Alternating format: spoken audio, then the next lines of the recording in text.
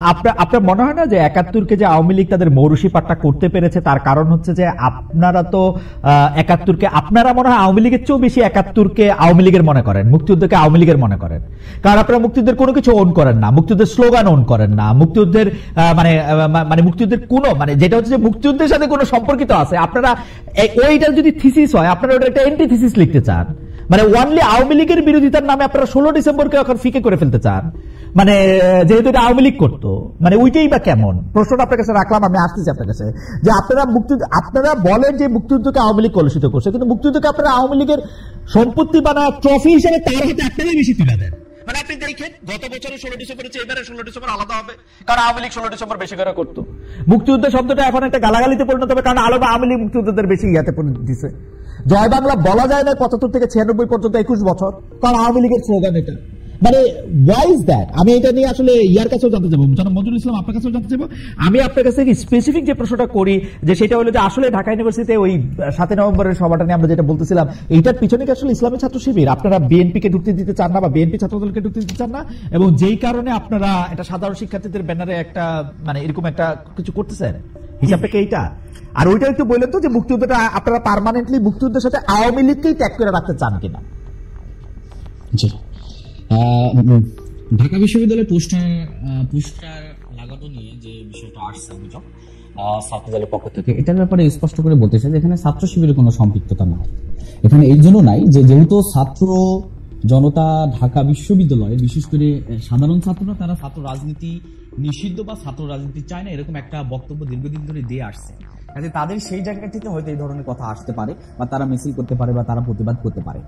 এইটা ছাড়া ইসলামী ছাত্র শিবির এর সাথে সম্পৃক্ত, এইটার অভিযোগ তোলা যায়, বা অভিযোগ হয়তো দু একজন তুলছেন, বাট ইসলামী ছাত্র শিবিরের অভিযোগ এবং সত্যতা প্রমাণ করা কখনো সম্ভব হয়নি। আর আরেকটি বিষয় মুশিরুর রহমান নিসার ভাই বলছেন, সেটা বলতেছে ছাত্র শিবির ছাত্র রাজনীতি নিষিদ্ধ চায় না। ছাত্র শিবির ছাত্র রাজনীতির পক্ষে বক্তব্য দিয়ে আসছে, এবং ছাত্র শিবির ছাত্র রাজনীতির সংস্কার চাই। সংস্কারটা কি, সংস্কার নিয়ে একটা আলাদা আলোচনা হতে পারে। কাজে এখানে আমি যদি বলি যে ঢাকা ইউনিভার্সিটিতে পোস্টার লাগানো এবং সেই পোস্টারের বিরুদ্ধে মিছিল করা ইত্যাদি, এই ঘটনার সাথে ছাত্র শিবিরের কোনো সম্পৃক্ততা নেই। আর মুক্তিযুদ্ধের ব্যাপারে যদি বলি, মুক্তিযুদ্ধের ক্ষেত্রে মুক্তিযুদ্ধ নিঃসন্দেহে আমাদের একটা পরম পাওয়া, যে যার মাধ্যমে আমরা একটা নতুন জাতি হিসেবে আমাদের নিজেদেরকে পরিচয় দিতে পারি। এখানে মুক্তিযুদ্ধ আওয়ামী লীগ করতো, বেশি উদযাপন করতে, এখন আমরা করব না। আমরা মনে হয় যে এই জায়গা আমরা বিশ্বাসী না।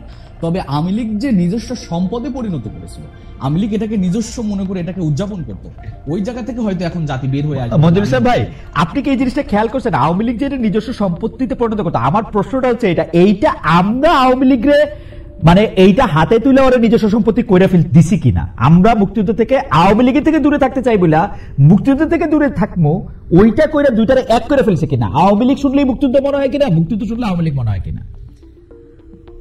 না, এখানে আমরা আওয়ামী লীগকে মুক্তিযুদ্ধ তুলে দিয়েছি ব্যাপারটা এরকম না, বরং আওয়ামী দুঃশাসনের এই সময়গুলাতে বা মুক্তিযোদ্ধার যে তারা যেভাবে লালন করতো বা এক পেশি লালন, এটা হয়তো আমাদের পক্ষ থেকে বা আমাদেরকে সেই স্পেস গুলা দেওয়া হয়নি। আমরা মুক্তিযুদ্ধ 16 ডিসেম্বরে আমরা কোনো র্যালি করতে পারি নাই, আমাদেরকে 1 মিনিট 2 মিনিটের র্যালি করতে দেওয়া হয়েছে, আমরা জোর করে র্যালি করেছি। প্রশাসন আমাদেরকে এইবার তো আপনারা প্রশাসনের সাথে আপনাদের সবচেয়ে বেশি খাতিল মনে হয়।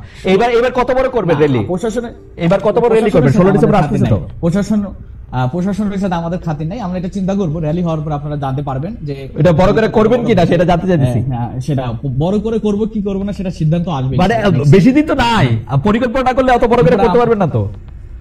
নিশ্চয়ই এটা আমরা 1 দিন 2 দিনের ব্যবধানে অনেক বড় পরিকল্পনা করে বাস্তবায়ন করতে পারি আর কি। আচ্ছা, আমি প্রশ্নটা করি, থ্যাংক ইউ। আমি প্রশ্নটা করি যে আওয়ামী লীগ সরকার পতনের পর আমরা খেয়াল করেছি যে ছাত্রলীগে থাকা ছাত্র শিবির নেতার আত্মপ্রকাশ করতেছে নানাভাবে, এমনকি জুলাই আন্দোলনের সমন্বয়কও আমরা দেখতে পাচ্ছি যে ছাত্র শিবির নেতা। এই ধরনের কৌশলের কারণে গত 15 বছর শিক্ষা জীবন, ছাত্র রাজনৈতিক কেরিয়ার সবই আপনারা ঠিক রাখতে পেরেছেন, কিন্তু ছাত্রদলে অনেকে শিক্ষা জীবন কেরিয়ার ধ্বংস হয়ে গেছে বিগত সরকার আওয়ামী লীগ ছাত্রলীগের নিপীড়নের কারণে। অনুপ্রবেশের এই রাজনীতি কি আপনাদের সাংগঠনিক সিদ্ধান্ত হয়েছে নাকি ব্যক্তিগত সিদ্ধান্তে? প্রথম হলো যে অনুপ্রবেশে ধরেন আমি ছাত্র শিবির করি, আমি ছাত্রলীগের একটা কেন্দ্রীয় পদ নিয়ে বসে আছি, আমি 2 মাস পরে অনুপ্রবেশ করছে বলে আমার জানা নাই। না, আমার জানা নাই। আমি শিবিরের কেন্দ্র সভাপতি হিসেবে আমার জানা নাই। ছাত্র শিবিরে অনুপ্রবেশের অভিযোগ নিয়ে আসা হয়েছে। অভিযোগগুলো আমি বলতে পারি। ঢাকা বিশ্ববিদ্যালয়ের সেক্রেটারি ব্যাপারে একটা অভিযোগ আসছিল, তিনি কোনো ছাত্রলীগের কোনো কমিটিতে ছিল না, তিনি ছিল ঢাকা বিশ্ববিদ্যালয়ের একটা ডিবেটিং সোসাইটির একটা ক্লাবের সে হলো দায়িত্ব পালন করতো। এটা ছাড়া আর কোনো কিছু আমার কাছে মনে হয় যে কেউ স্পষ্ট করতে পারবে না বা প্রমাণ করতে পারবে না, অভিযোগ করতে পারবে। তবে এটা অভিযোগ প্রমাণিত যে অসংখ্য মানে দলীয় মানে আমি একদম স্পেসিফিকলি বলি, আপনি একটু যারা মজুল ইসলাম ভাই এরকম আমরা কিন্তু দেখতে পাই। মজুল ইসলাম ভাই আপনাকে অনেকে ফলো করেন এবং আপনার কাছে আপনার মুখে শুনলে এটা পরিষ্কার হয়ে যাবে। মজুল ইসলাম ভাই, এই যে ঢাকা বিশ্ববিদ্যালয় শাখার যে সেক্রেটারি, বাংলাদেশ ইসলামী ছাত্র শিবিরের জেনারেল সেক্রেটারি জনাব এস এম ফরহাদ, সমাজ কল্যাণ ও গবেষণা ইনস্টিটিউটে কি ছাত্রলীগের পদ ছিল না ওরা? না, ছাত্রলীগের মানে এস এম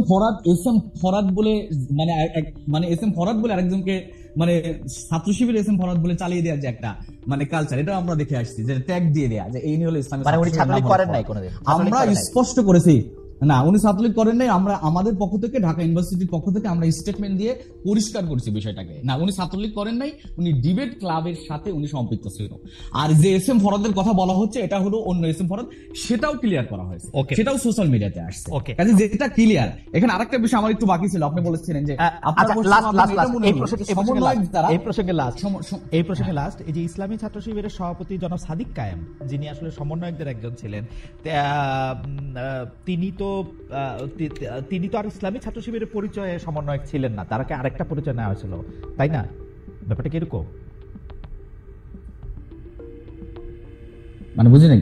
মানে সমন্বয়ক হিসেবে, সমন্বয়কের ক্ষেত্রে আমরা স্পষ্ট করতে পারি যে আমাদের অনেক জনশক্তি আন্দোলনে ছিল, সরাসরি আন্দোলনে ছিল, এবং এই আন্দোলনে আমি মনে করি যে এই আন্দোলনের অন্যতম স্টেক হোল্ডার হিসেবে ইসলামী ছাত্র শিবির ভূমিকা পালন করেছে।